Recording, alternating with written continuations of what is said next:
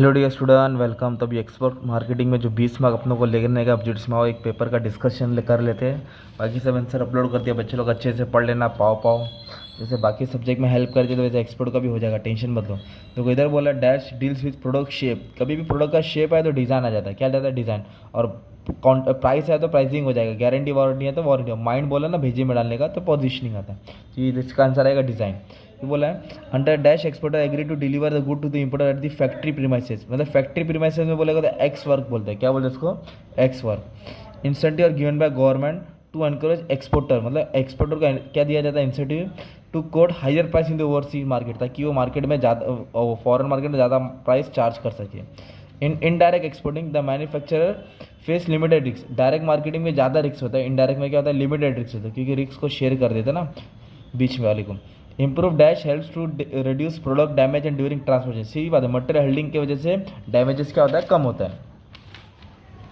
उसके बाद क्या बोला? Dash helps to promote exporter product in overseas market. तो ओवरसीज मार्केट में प्रोडक्ट को क्या कौन हेल्प करता है? Government. Okay. Dash is the opener of letter of credit. Letter of credit का ओपनर कौन है? इंपोर्टर। ओके।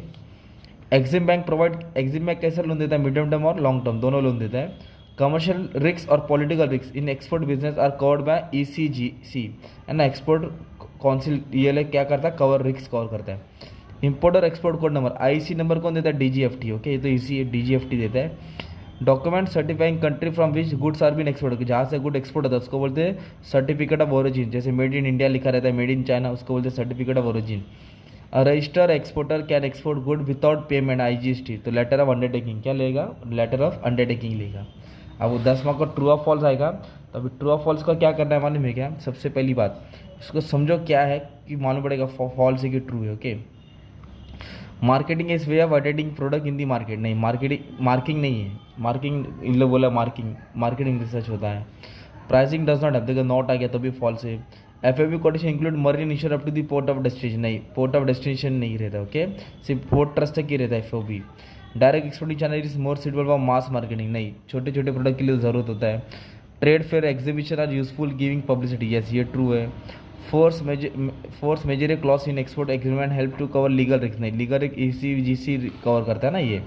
तो बाकी का तुम लोग क्या ले लो। एग्जाम में कभी बना था 1992, गलत, 92 में नहीं बना था।